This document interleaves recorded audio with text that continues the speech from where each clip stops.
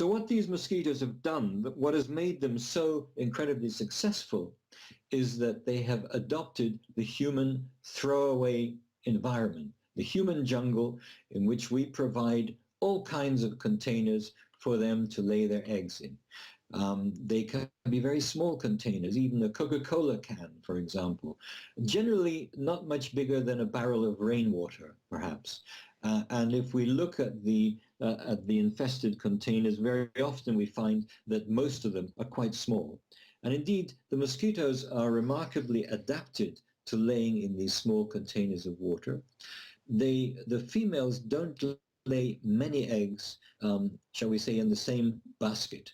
In other words, they distribute their eggs among many small sites, and in that way they are able to exploit all the breeding sites that we provide for them. The differences that are most important are, above all, the difference in feeding habits.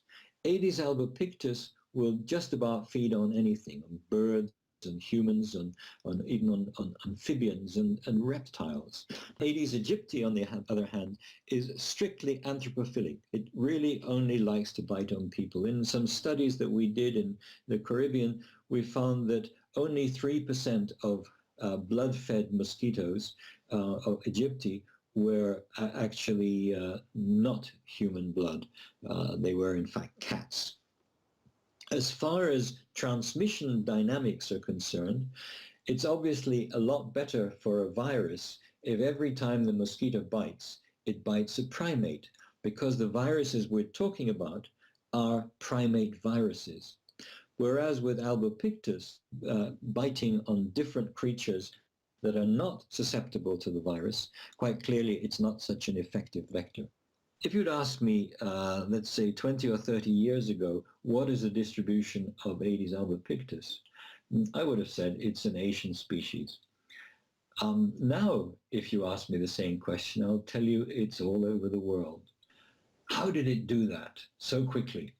Well, we spread it around the world. A quick personal story. I worked for a time in Memphis, Tennessee, Elvis Presley's city. I was working on St. Louis encephalitis, a virus that is closely related to dengue and yellow fever. One day in my collections, something turned up that I had never expected, Aedes albopictus. Memphis is pretty well in the middle of nowhere. It's certainly well inland. When I tried to think of the ways that it might have come in, there didn't seem to be anything very obvious. 2 years later, we got a call from Houston, Texas, where it turned out that the mosquito was absolutely rampant. When I went down there, I found that it was breeding particularly prolifically in discarded used tires. I was doing what entomologists do, looking at the mosquitoes in these tires, when a pickup truck went past me and stopped further down the road. And two guys got out and they started sifting through the tires and occasionally chucking one into their pickup. I went to ask them what they were doing, and they said, well, our company ships these tires to Guatemala and Mexico. Of course, I was rather shocked because those were countries with endemic dengue. So I said to them, well, how does your company get enough tires to be able to export them to those countries? And they said, oh, well, we import them. It turned out it was actually, they were being imported from Japan. And I became the world's leading used tire epidemiologist. What I found was that the Japanese were exporting huge numbers of tires, millions of tires, to about 150 countries in the world. The United States was not far behind, and many European countries were also involved. There were all kinds of reasons why people were shipping tires, many of them to be retreaded, and many others for other applications.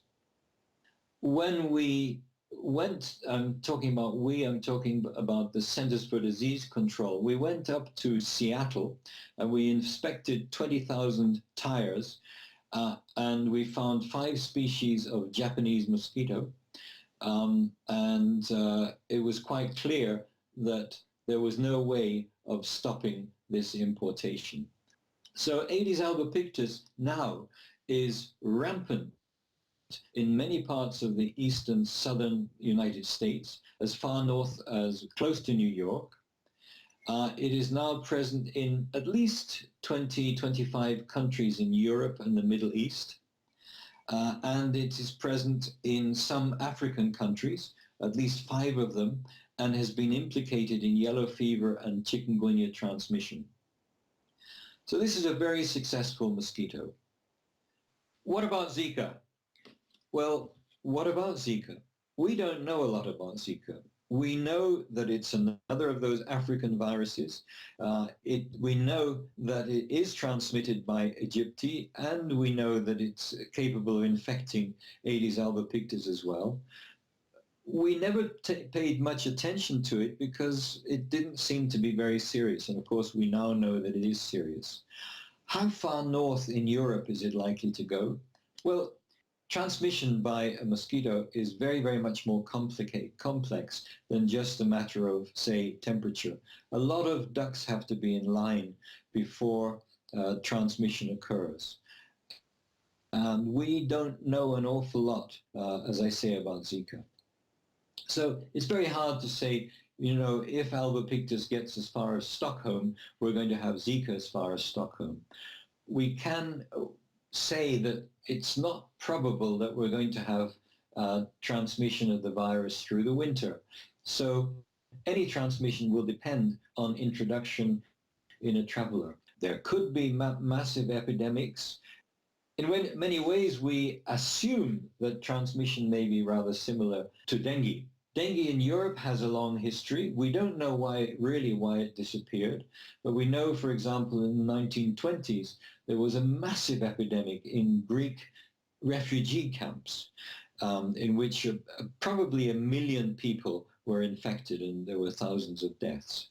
Now, of course, refugee camps is another issue that's very much in mind at the moment. Let us see what happens in terms of outbreaks.